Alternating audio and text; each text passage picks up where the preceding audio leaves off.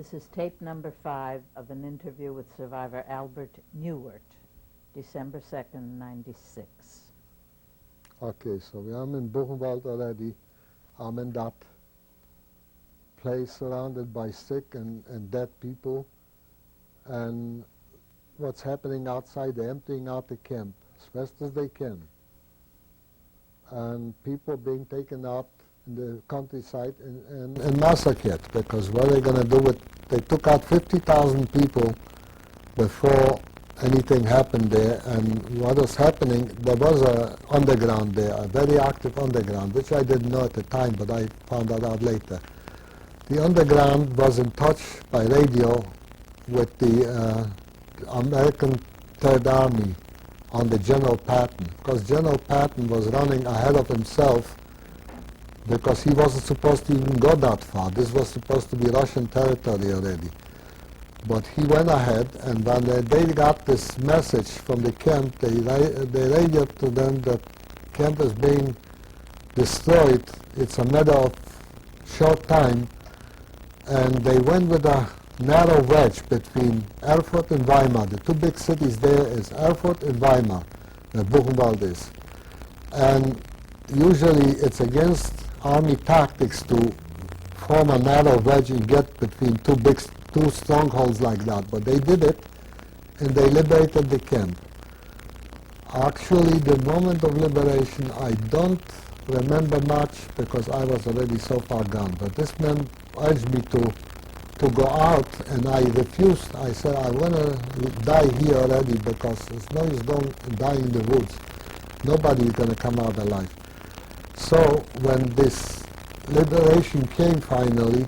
Is that what you mean when you keep saying you were so far gone? Yes, I was. That you felt you wanted to end your life? No, not only that. It's even physically. It's I can describe this. It's a kind of a not being dead yet, but not being alive anymore. Your mental state is terrible, and your physical state is even worse. And you don't care what's happening to you. You're just like you're someone else. Like a zombie? Yeah, sort of. So I'm lying there in that bunk, and I hear voices, I hear this cheering, and someone opened the door. I see soldiers, well, not German. I see tanks with the stars on them. And then occurred to me that this is it, that we are finally liberated. But there was no emotion anymore. There's nothing. It's just like feeling like a stone rolled off your chest. But at the same time, it was so like something distant, something that's happening somewhere else. So naturally, we were still right where we were. I had to stay another few days before they ever got to cleaning the place up, taking out the dead bodies. And meanwhile, General Eisenhower came there, and he ordered all the Germans from the big cities to be driven through the camp. They had to see with their own eyes before the bodies were burned. Before the bodies were buried, they had to see the situation in the camp. And they were walking through that barrack. Right. They were crying, the women were crying, they were saying, we didn't know. All they said, we didn't know. They had to know something, but you can't have 75,000 people there being tortured every day and nobody knows about it. It had to be logistical support from the cities, the food had to be brought in, the guards had to live someplace. So anyway, this was all over. We stayed in that place for another few days. Then they transferred us. They took me to the hospital because I was already more dead than alive. And at least I had this instinct that I didn't eat. Right away, a lot of people started eating. They filled their stomachs. They were dying like flies from overeating. Their stomachs were not used to that kind of food. I got some kind of a ration of sugar. I don't remember if I got it, but somebody gave me a couple of pounds of sugar. For the first few days, that's all I ate is sugar. And then after I started coming back, I started eating other things. And I came back pretty fast because basically I was still young and healthy. And I came back pretty fast. And so How that long were you in the hospital? probably about 10 days. Then the reality started setting in, it started hitting you really when you start thinking, here I am, I'm alone, everybody that I know or care for or I was lived with is dead or gone. And it was a terrible time, really. This adjustment to the reality of what happened to us didn't hit us really until right after. And so that little by little, we just came back, such of us as the What liberated. did you do when you came out of the hospital?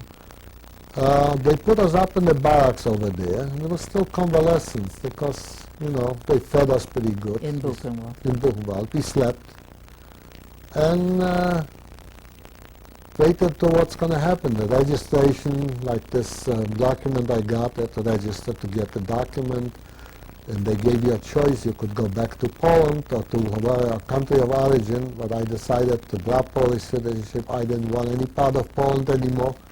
I declared myself stateless, and they formed this displaced persons situation where the UNRWA took over, and we were there for a while. And then, according to the agreement they made with the Russians, they had to retreat a little because they probably in Yalta they must have decided where the demarcation line will be between Russian territories and German and American.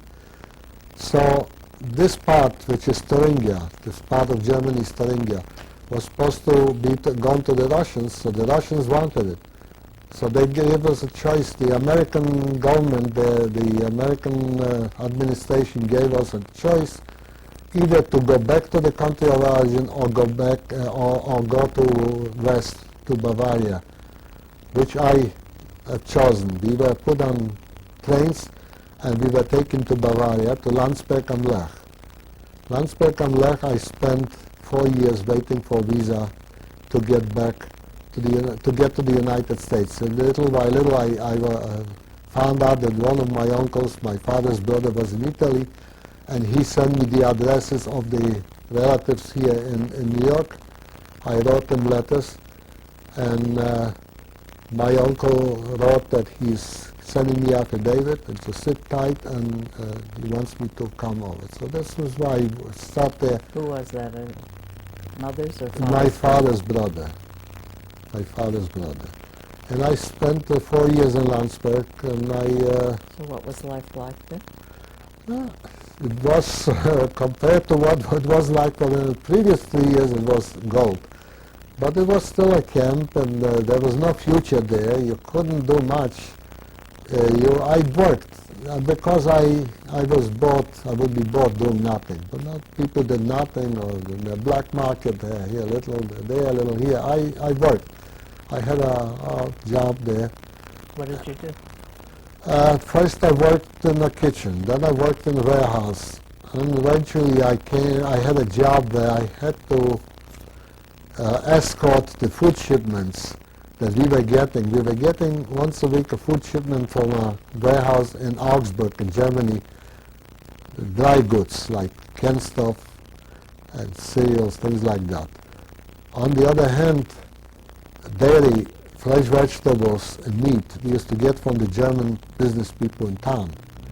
And I had to be the one to go and take over the shipments, verify that everything is all right, and sign for it, and then the accounts, because we had to pay them for it, the whole agreement.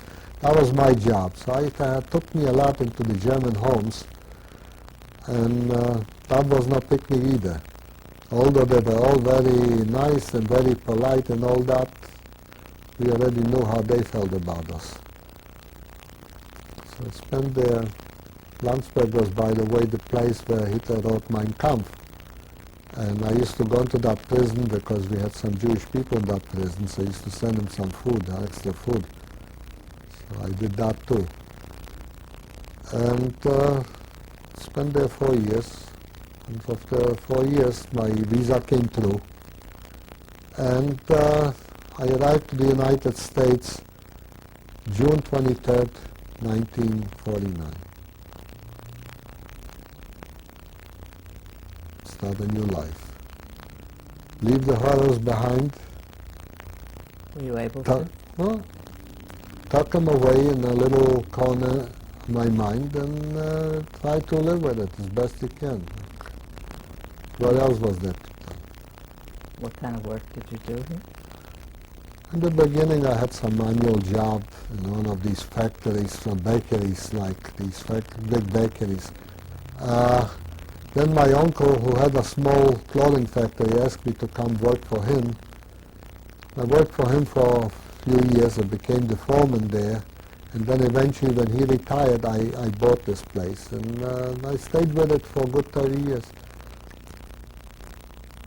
And where'd you meet your wife?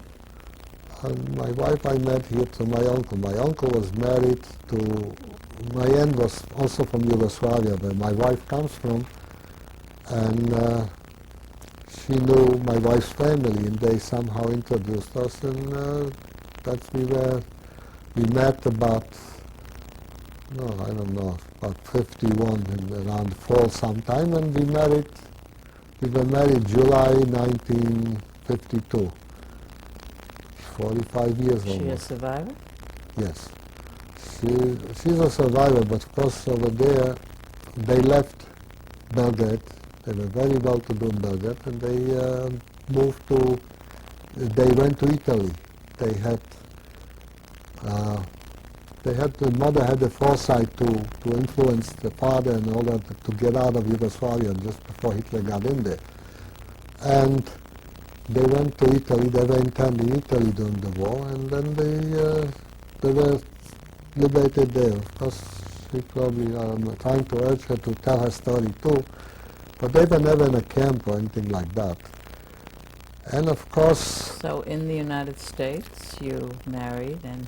Yeah, they had children, and that's how to build a new life, you know. This is a new life, and of course I met some people from the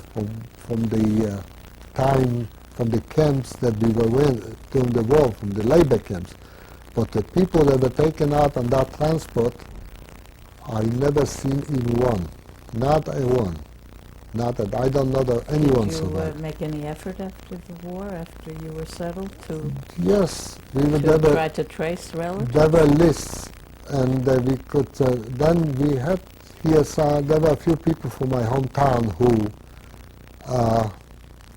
formed like sort of loose organization, and they were trying to track someone down. Well, no, you can't. It can't. There's no trace of these people. I have two people from my hometown here, also from the camps. They're so orthodox that they won't invite me to their home, and they won't come to my house. So we are not in touch. I speak to them on the phone once in a while, which is a shame, but they're so religious, ultra-religious. So that's it. I don't have anyone. I had two people. So you had two children? Two children, yes. And you have two grandchildren, I understand? Two grandchildren.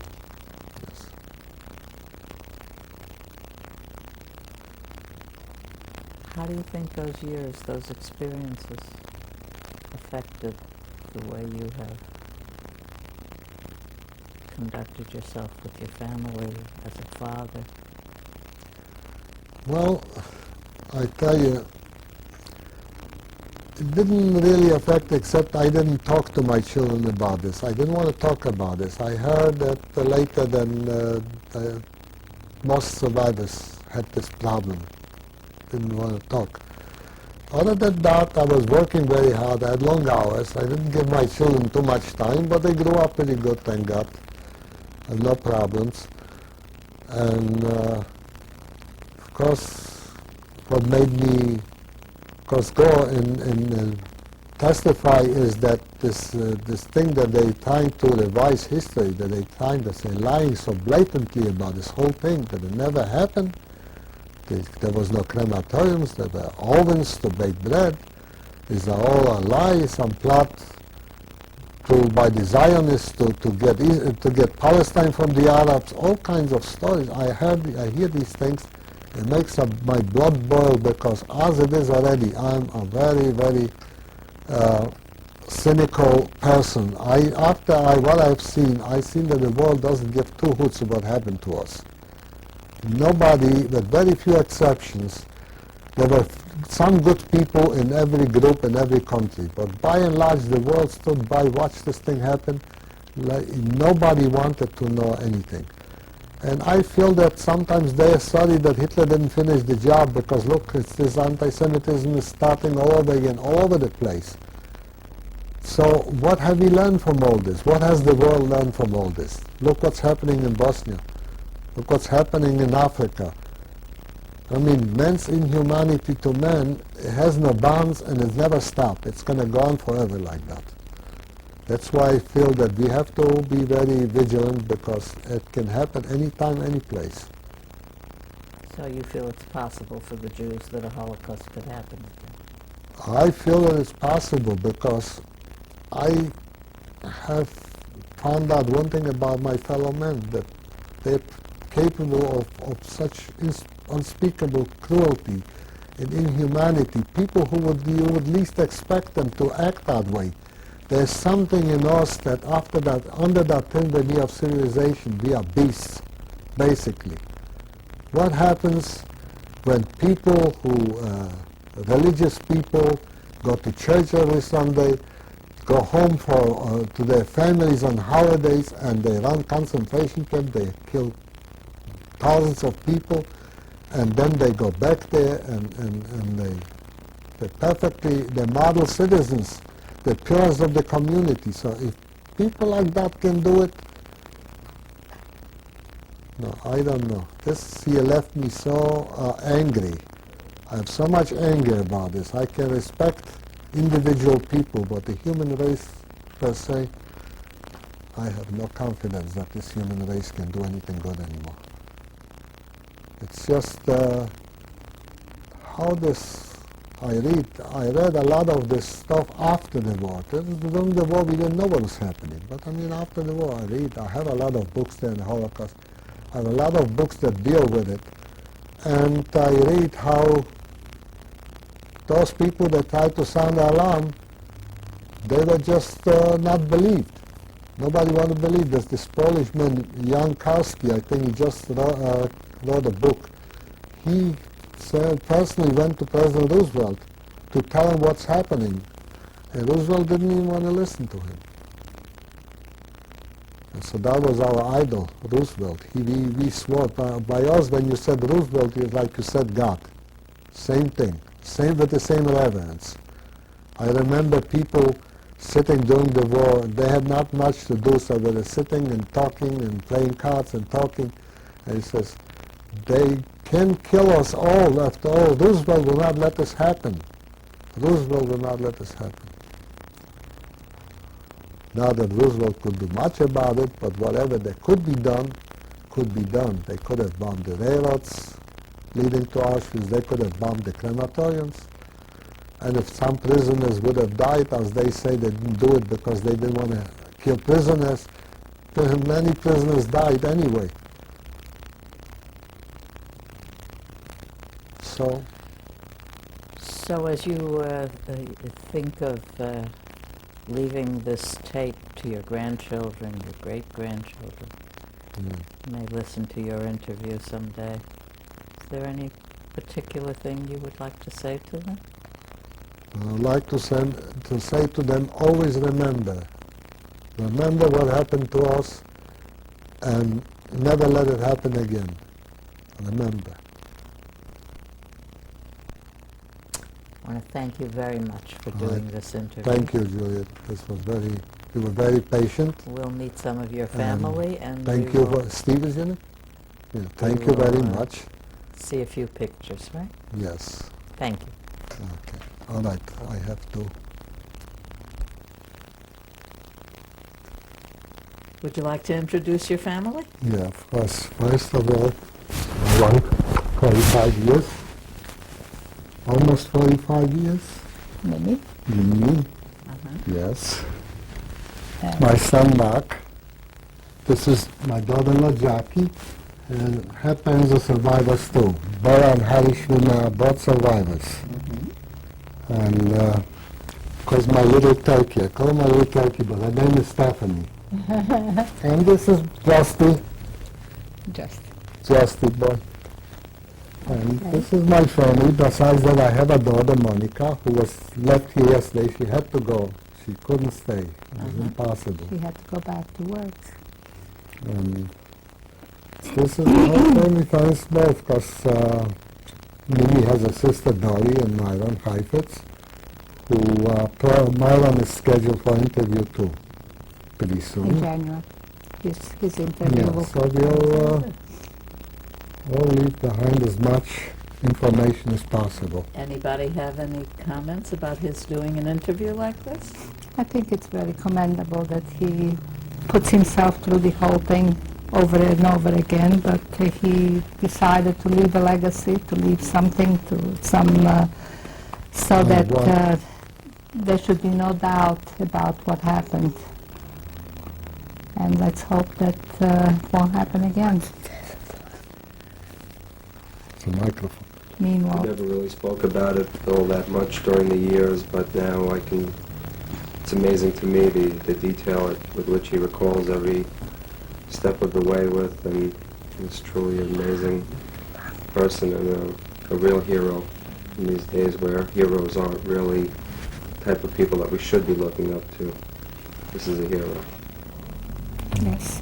So your growing up years, you didn't have too much We really- feel an impact of this. No. No, I didn't talk much. I didn't want to talk about it, but no. It's a Maybe different there story. was an impact. Anybody want, grandchildren want to say something?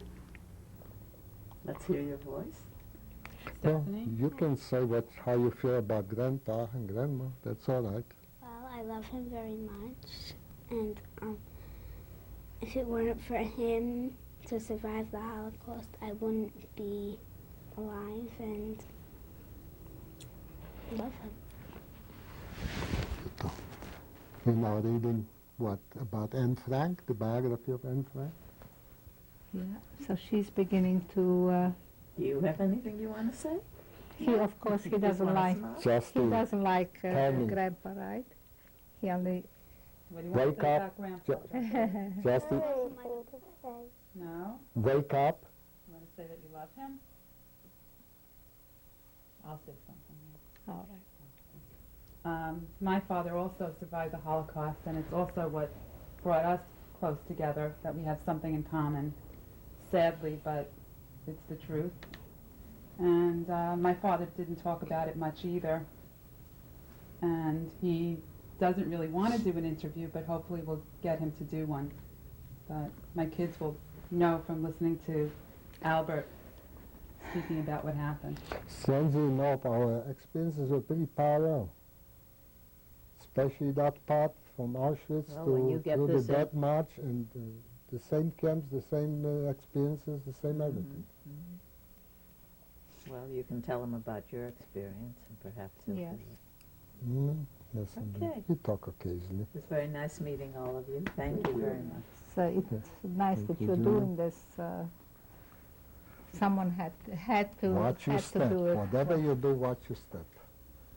I suppose someone has to take the initiative and put all these facts together, because otherwise, how we on our own wouldn't know how to even begin and initiate a thing like that. So it's good that. And let me That's your add my organization. thanks to this, Juliet. You and Steve are doing a great job, and you're very compassionate, and you sit here, listen to these stories, and I'm sure it's not the first time, not the last time, and it must have an impact on you too, I'm sure. So thank you very much for putting up with us.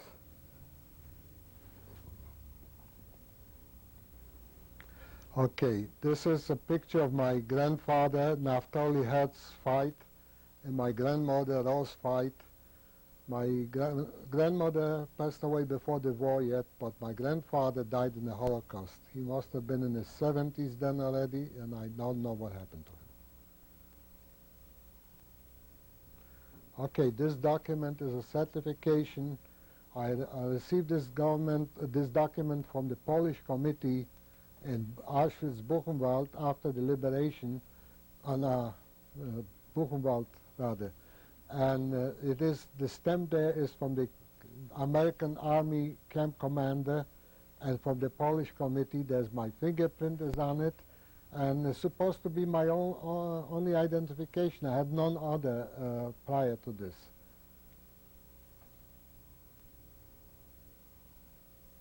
Okay, this is a picture taken at our wedding when I and Mimi got married in July 1952. We had a very small wedding. These are only members of the immediate family. So my aunts and uncles, and this is next to Mimi on the left is her father, and sitting next to her is her mother, and my sister and my brother-in-law. On the extreme right is my Uncle Gershon, who was a Holocaust survivor, and second from right is my Aunt Matilda, who also survived the Holocaust. The rest of the people are mostly born here. This is my sister-in-law Dolly, Mimi's sister, and this is my best brother-in-law Myron. These are the only relatives we have here, close relatives, except for my immediate family, of course. This picture was taken on my 70th birthday party 2 years ago. From left to right, standing in the back, is my son Mark, my daughter Monica, and her friend Dale Anderson. Sitting from the left is Stephanie, my granddaughter, my wife Mimi, and Jackie, my daughter-in-law, myself, and Justin in my lap.